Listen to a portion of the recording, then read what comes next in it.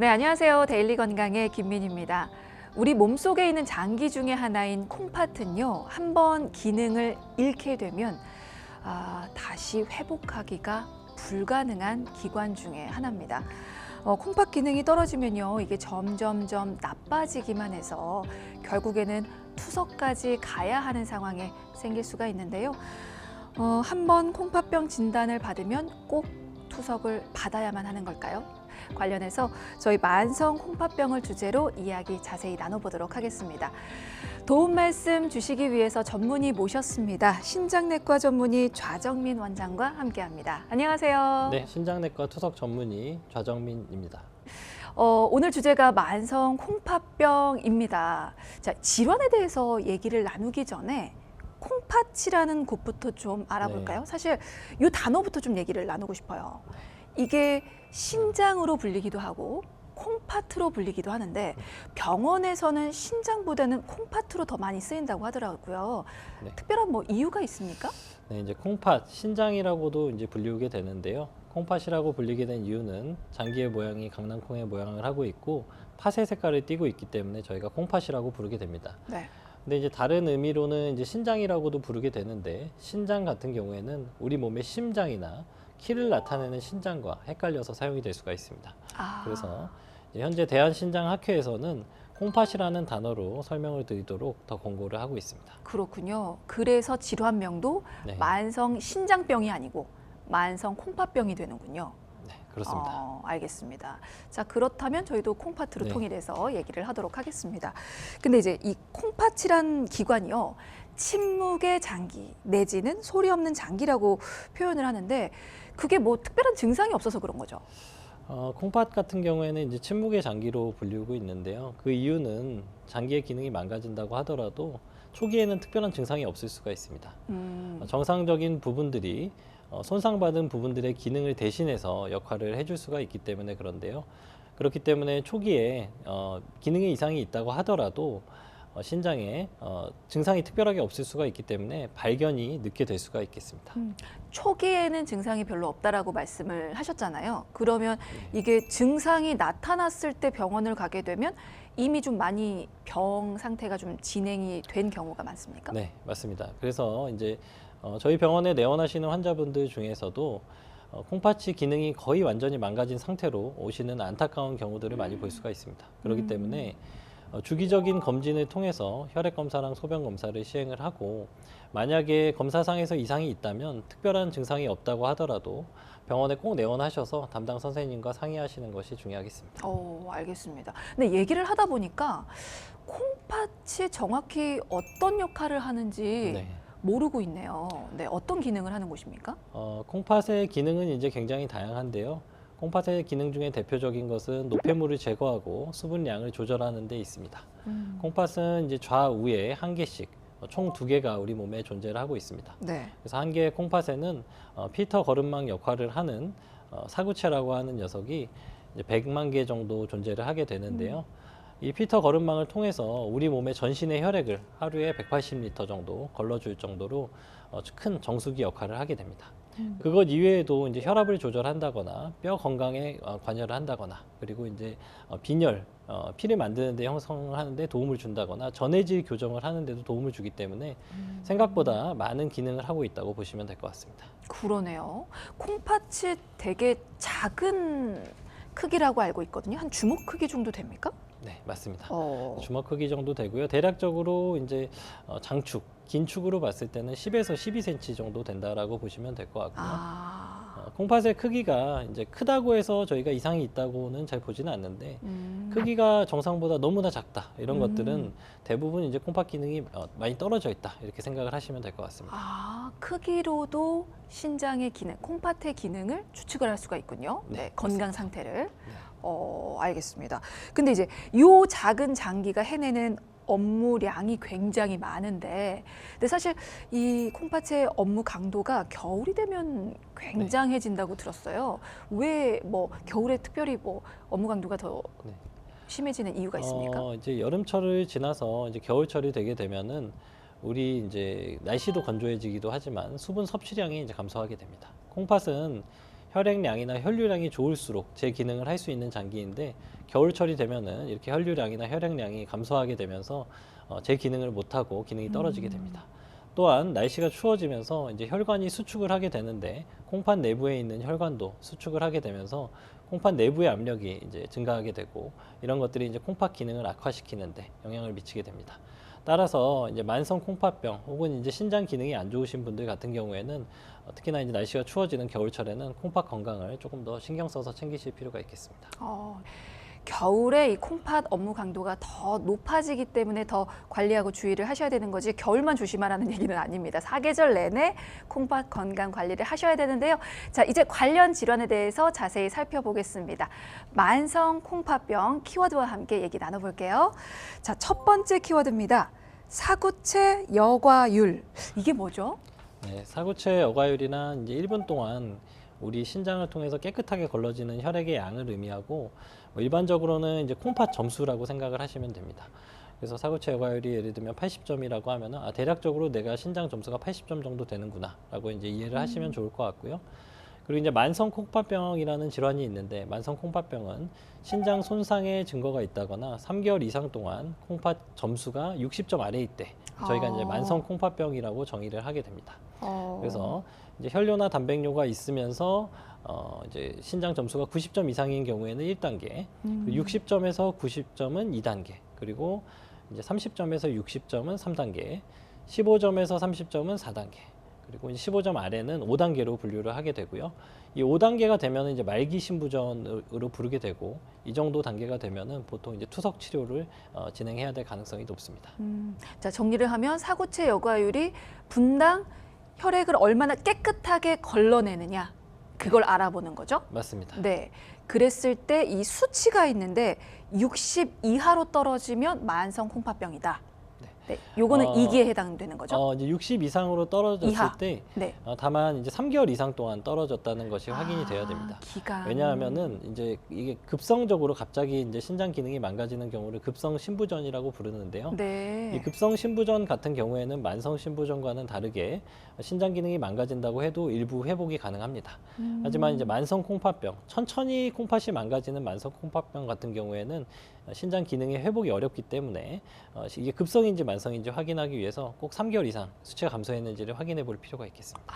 기간도 중요하군요. 네, 그렇습니다. 네. 근데 이제 콩팥이라는 이 장기는 다른 장기에 비해서 빨리 그 기능이 감소한다고 하더라고요. 다른 장기들도 이제 나이가 드시면서 내 장기도 나이를 먹는 건 어쩔 수 없습니다. 콩팥도 나랑 같이 나이를 든다라고 생각을 하시면 될 것 같고요. 40세가 지나가면서부터 이제 콩팥의 노화가 진행이 되고 40세가 지나면서부터 이제 1년당 사구체 여과율이 대략적으로 0.5에서 1 정도 감소를 하게 됩니다. 그래서 이제 일반인 같은 경우에는 이 정도 속도로 감소를 하게 되는데 아까 얘기 드린 만성 콩팥병 환자의 경우에는 일반인이 감소하는 속도보다 4~5배 이상으로 이제 빠르게 신장 기능이 감소하게 됩니다. 그래서 신장내과를 방문하셔서 만성 콩팥병을 치료하시는 치료 목표는 이 신장 기능이 완전히 정상으로 회복이 된다면 좋겠지만 현실적으로 그런 것들은 좀 어려운 부분이 있습니다. 그렇기 때문에 신장 기능을 완전히 회복시키기보다는 신장 기능이 떨어지는 속도를 최대한 일반인과 같게 천천히 망가지도록 저희가 꾸준히 관리를 하시면서 이제 덜 망가지도록 하는 것이 이제 신장내과를 다니는 목표라고 보시면 되겠습니다. 그렇군요. 네. 자, 어쨌거나 이 콩팥의 기능을 떨어뜨리는 요인 중에 하나가 일단 노화네요. 그렇죠? 네, 네. 노화가 굉장히 큰 요인 중에 하나라고 보시면 될 것 같고요. 네. 그것 이외에도 당뇨나 고혈압이 있으시다거나 아니면 사구체 신염 그리고 다낭성 신장 질환 같은 것들이 있으시면은 이제 콩팥 기능을 떨어뜨리는데 원인이 될 수가 있습니다. 당뇨도 영향을 주는 겁니까? 당뇨는 우리나라에서 이제 콩팥 기능이 망가지는 원인 중 1위에 해당할 정도로 가장 이제 콩팥을 망가뜨리는 주범이라고 보시면 되고요. 신장 내에 당이 올라가면서 혈액 내의 세포나 아니면은 혈관에 손상을 주게 됩니다. 이러한 손상으로 인해서 이제 원래 일반인 같은 경우에는 소변에서 단백뇨가 나오질 않는데 당뇨가 오래 드시는 경우에는 이런 신장 혈관 손상을 입게 되고 단백뇨가 이제 소변으로 나오게 됩니다. 이 단백뇨가 나오게 되면서 이제 더 신장 기능의 악화를 가속화시키기 때문에 당뇨가 오래된 만성 신장병 환자는 단백뇨 관리가 굉장히 중요하다고 볼 수 있겠습니다. 알겠습니다. 당뇨, 사구체 신염까지 만성 콩팥병의 발생 원인 지금 살펴주셨는데요. 네. 그러면 고위험군 좀 정리를 한번 해주시고 갈까요? 만성 콩팥병에 걸릴 확률이 높아지는 고위험군 어떻게 좀 정리할 수 있겠습니까? 일단은 당뇨랑 고혈압 환자가 일단 가장 위험하다고 보시면 될 것 같고, 그것 이외에도 이제 술, 담배를 많이 하시는 분들, 그리고 고지혈증이 있는 분들, 그리고 비만이신 분들, 그리고 아까 얘기 드렸던 것처럼 이제 나이가 많은 것도 콩팥병이 생길 수 있는 주 요인이 될 수가 있습니다. 그것 이외에도 이제 사구체 신염이나 자가 면역 질환 같은 것들도 이제 요인이 될 수가 있고요. 그리고 이제 또 일반적으로 많이 생기는 경우는 우리가 이제 허리나 무릎이 안 좋으셔서 진통제를 드시는 경우들이 있는데, 이런 진통제 중에서 엔세이드라고 하는 비스테로이드성 소염 진통제를 드시는 경우에는 이런 것들이 이제 신장 기능을 망가뜨리는데 주요한 역할을 할 수가 있습니다. 또한 조영제가 들어간 CT를 촬영하는 경우에도 이런 것들이 자주 반복이 된다면은 신장 기능을 악화시킬 수가 있습니다. 보통 고위험군에 뭐 가족력들이 좀 포함이 되는데 지금 설명을 안 하셨어요. 이거는 유전적인 영향을 좀 덜 받는 질환인가요? 네, 이제 만성 콩팥병의 경우에도 가족력이 이제 위험 인자로 돼 있습니다. 특히나 이제 상염색체 우성 다낭성 신증이라 그래서 이제 신장에 물혹이 많이 생기는 질환이 있는데요. 실제로 투석을 하시는 분들 중에서 2%에 해당하는 환자분들이 이 다낭성 신증으로 투석을 시작을 하고 있습니다. 그래서 다낭성 신증이 있는 경우에는 꼭 이제 가족분들도 검사를 하셔야 되고, 내 부모님 중에 다낭성 신증이 있다라고 하면은 내가 다낭성 신증이 생길 확률은 50%라고 생각을 하시면 됩니다. 그것 이외에도 이제 파브리병이나 알포트 증후군 같은 것들이 이제 가족력이 있는 질환이 되겠는데, 파브리병 같은 경우에는 예전에는 꼭 신장 조직 검사를 해서 의심이 된다면 검사를 해야 됐지만, 요새는 혈액 검사로도 이런 것들이 확인이 가능합니다. 그렇기 때문에 만약에 증상이 충분히 의심이 된다라고 하면은 병원에 내원하셔가지고 검사를 해보시고, 필요하다면 그에 맞는 적절한 치료를 하시는 것이 중요하겠습니다. 그리고 이제 알포트 증후군이나 뭐 다른 가족력이 있는 질환 같은 경우에도 만약에 의심된다면 가족분들도 꼭 같이 검사를 하셔가지고 미리 신장 기능이 망가지기 전에 가능한 부분들을 조치를 하시는 게 좋겠습니다. 그러니까 만성 콩팥병을 일으킬 수 있는 다른 원인 질환들을 좀 가족력으로 가지고 계신 거죠? 네, 그렇습니다. 알겠습니다. 만성 콩팥병 역시 가족력을 무시할 수가 없습니다. 혹시 가족 중에 만성 콩팥병 혹은 신장병 앓고 계신다면 좀 예의주시하시는 게 좋을 것 같고요. 계속해서 다음 키워드, 두 번째 키워드 확인을 해보도록 하겠습니다. 자, 두 번째 키워드 요독 증상입니다. 이거 증상 말하는 것 같은데요. 어떤 증상입니까? 네. 이제 신장 기능이 망가지게 되면은 우리 몸에 노폐물이 배설이 잘 안 되고 수분도 제거가 잘 안 되게 됩니다. 이러면서 이제 나타나는 증상들을 요독 증상이라고 보시면 될 것 같은데요. 대표적인 증상으로는 이제 피로감이 심하고 울렁거림이 심하고 식사를 잘 못 드신다거나, 아니면 잠을 잘 못 주무신다거나, 아니면 숨이 찬다거나 부종이 생긴다거나, 아니면 입냄새가 이제 암모니아 냄새로 냄새가 안 좋게 난다거나, 이런 것들이 이제 요독 증상이 되겠습니다. 그래서 이제 이런 것들은 이제 노폐물이 제거되지 않으면서 나타나는 증상이기 때문에 만약에 이런 증상들이 심하다면은 병원에 꼭 내원을 하셔야 되겠습니다. 그러면 요독 증상의 그 정의는 몸속 노폐물이 배출되지 못함으로써 생기는 증상으로 정의를 내리면 네, 되겠습니까? 그렇게 이해하시면 될 것 같습니다. 그러면 이런 증상이 초기에 나타나기 시작하나요? 대부분은 초기에 거의 나타나지 않습니다. 그래서 증상은 이제 사구체 여과율 기준으로 봤을 때 30점 아래일 때부터 이제 증상이 조금씩 나타나는데요. 대부분은 초기에는 그냥 가벼운 피로감이나, 그리고 뭐 부종, 그리고 호흡곤란, 약간의 호흡곤란, 그리고 가려움증, 이런 식으로 나타나기 때문에 크게 문제가 아니라고 생각하고 넘기시는 경우들이 많습니다. 하지만 이제 15점 내외가 되면은, 말기 상태가 되면은 이런 증상들이 이제 호흡곤란이 심하다거나 몸이 붓는다거나, 그리고 이제 가려움증이 너무 심하다거나, 이런 증상으로 병원을 내원하시게 되는데, 다만 이렇게 이제 늦게 내원을 하시는 경우에는 사실 신장 기능의 회복을 기대하기가 좀 어렵기 때문에 증상이 있다면 빨리 병원을 내원하시는 것이 답이 되겠습니다. 말씀하신 요독 증상이 이제 콩팥 기능 30 이하로 미만으로 떨어질 때, 그때가 이제 사기인 건가요, 그럼? 네, 사기입니다. 사기부터 이제 증상이 조금씩 나타난다, 이렇게 이해를 하시면 될 것 같습니다. 네, 앞서서 콩팥을 괜히 침묵의 장기라고 부르는 게 아닙니다. 이게 초반에는 정말 망가져도 거의 증상이 나타나지 않기 때문에 뭐 초반, 뭐 중반, 뭐 초기 중기까지는 특별한 네. 증상이 없거든요. 이렇게 4기가 돼서야 요독 증상으로 나타날 수가 있습니다. 그렇기 때문에 앞서 말씀드렸던 고위험군에 속한 분들, 가족력 있는 분들은 검진을 통해서 좀 미리미리 살펴보시는 게 좋지 않을까 생각이 드네요.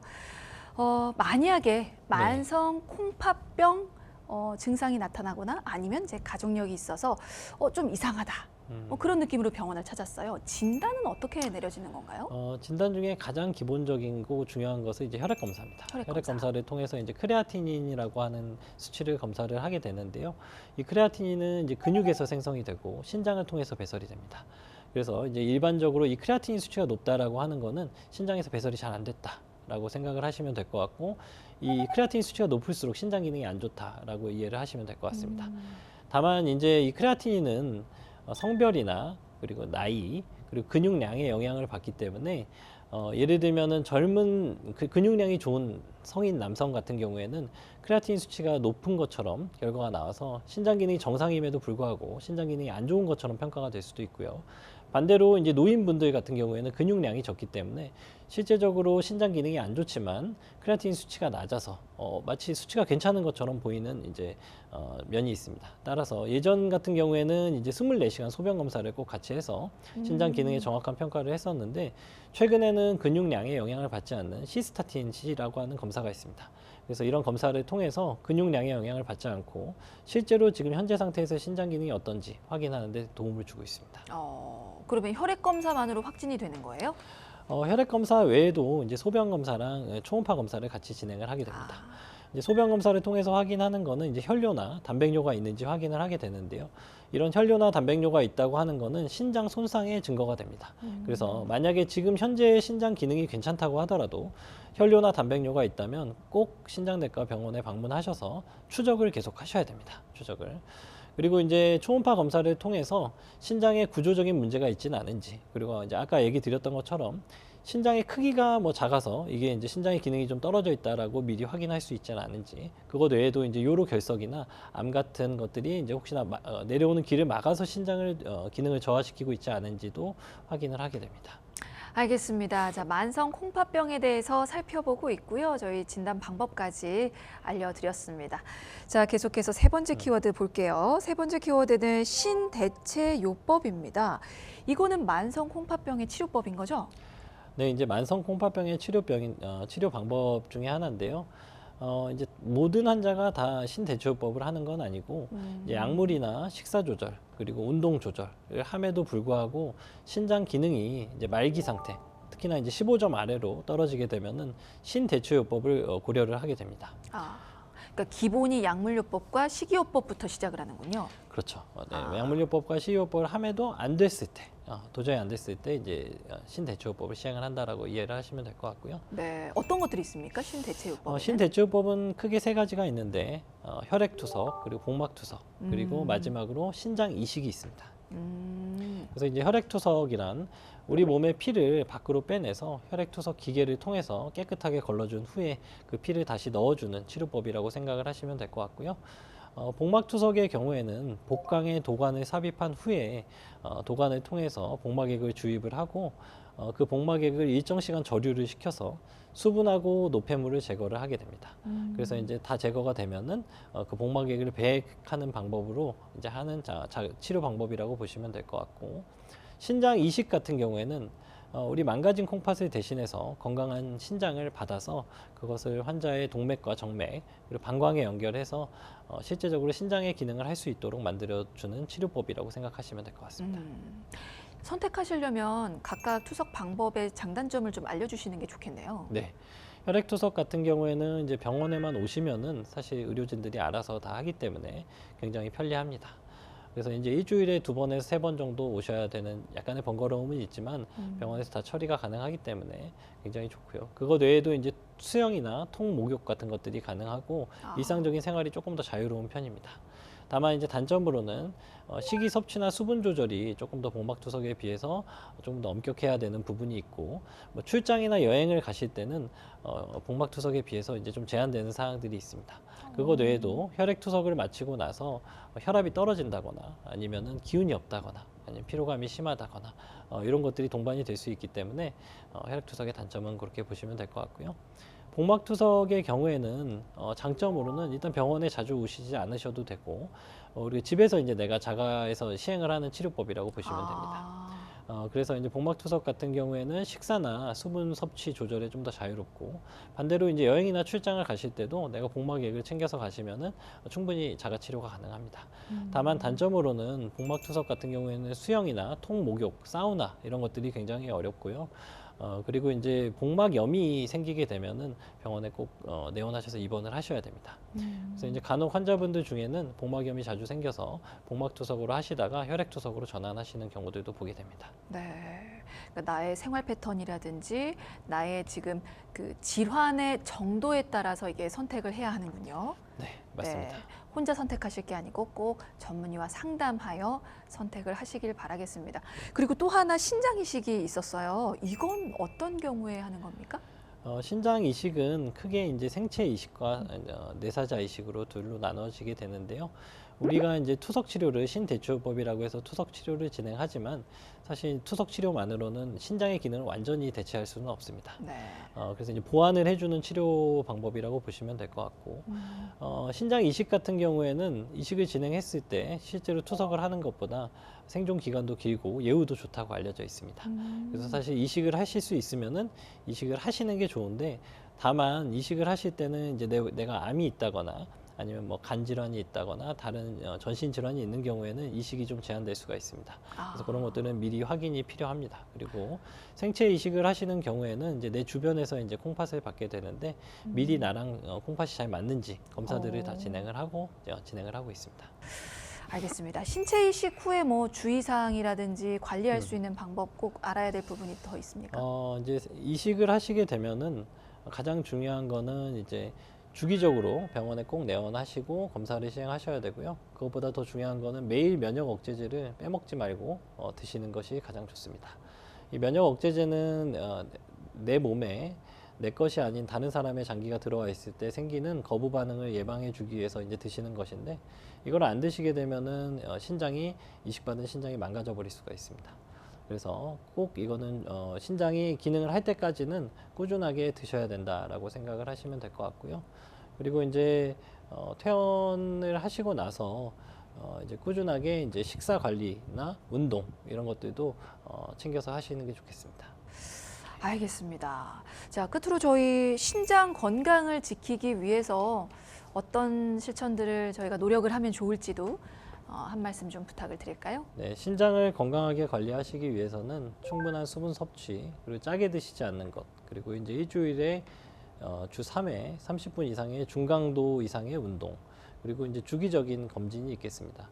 그래서 신장 기능을 관리하기 위해서 병원에 꾸준하게 내원하셔가지고 확인을 하시는 것이 좋겠고, 고혈압이나 당뇨, 고지혈증 같은 이제 만성 질환이 있으신 경우에는 그런 것들을 관리하셔가지고 건강한 콩팥 생활을 이어나가셨으면 좋겠습니다. 네, 자 오늘 만성 콩팥병에 대해서 살펴봤는데요. 이 콩팥병은요 초기일수록 그리고 남은 신장 기능이 많을수록 치료가 더 잘 된다고 합니다. 이상하시면 그냥 병원 가셔서 확인 한번 받아보시면 어떨까 싶네요. 자, 오늘 인터뷰는 여기서 마무리 짓도록 하겠습니다. 도움 말씀의 신장내과 전문의 좌정민 원장이셨습니다. 고맙습니다. 네, 감사합니다.